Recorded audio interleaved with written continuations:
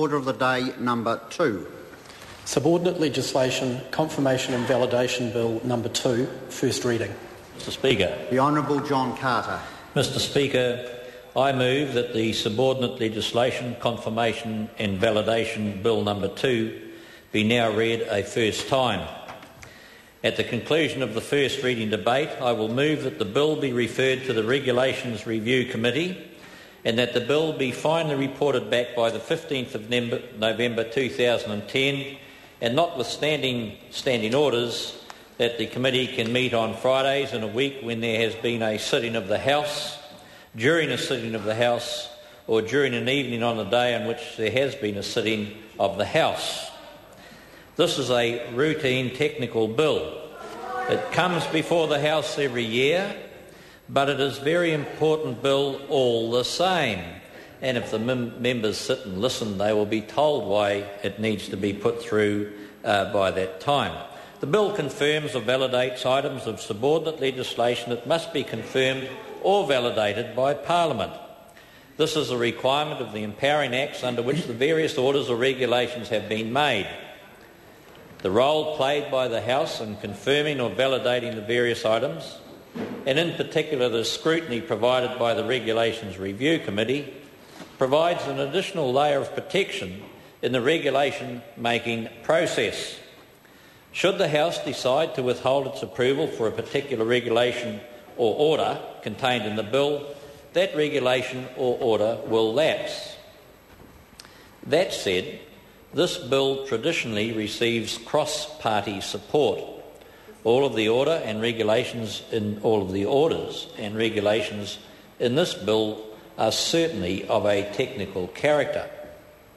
There are 15 orders or regulations listed in the bill that are to be confirmed or validated. They have been made under 10 different acts. I shall provide a brief summary of each instrument confirmed or validated by the bill for the benefit of the House. One set of regulations are made under the Animal Products Act 1999. These regulations make a variety of minor changes to the animal products related matters, including confirmation of a new fee charged as a reissue of official assurance, an annual registration fee for transport operators, and applications to list as a certified supplier of pet food, and an increase in the basic hourly charge on certain export and game sectors. An order made under the Biosecurity Act 1993 allows for the imposition of levies on particular goods imported into New Zealand. The order sets out the basis upon which the levy is calculated and sets a maximum levy rate of $18 per leviable importation. The order also makes some technical changes around the arbitration process for determining who is required to pay a levy and the amount that is payable. The bill includes an order under the Civil Aviation Act 1990. The order sets a domestic passenger levy that is payable by the particular airline operators. 2 commodity levies are confirmed. The first is a levy on meat, defined as beef and sheep meat, produced by livestock farmers. The second is a levy on New Zealand grown grapes that are used to make wine, grape juice or grape juice concentrate. I knew the member would be interested in that. Well, it's quite important actually.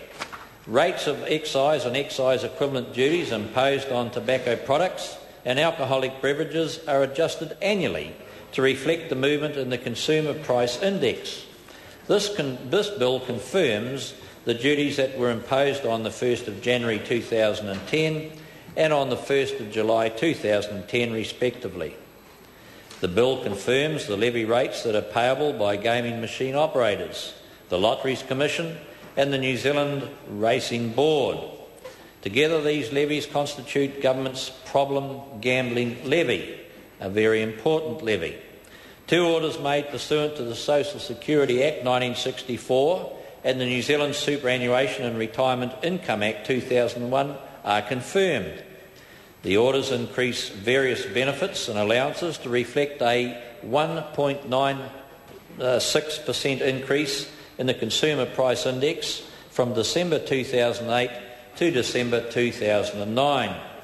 One of the orders also makes a further supplementary increase to New Zealand's superannuation payments.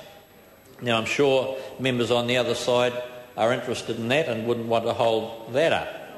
The bill confirms two orders setting out various rates of road user charges. The orders increase the rates of particular road user charges while leaving other rates unchanged. Two orders relate to matters of trade. One reduces and removes tariffs on most goods that are imported from the countries subject to the ASEAN, Australian, New Zealand Free Trade Agreement. The other orders amends tariff rates to give effect to the Malaysian-New Zealand Free Trade Agreement. Again, something that I know members on the other side are interested in.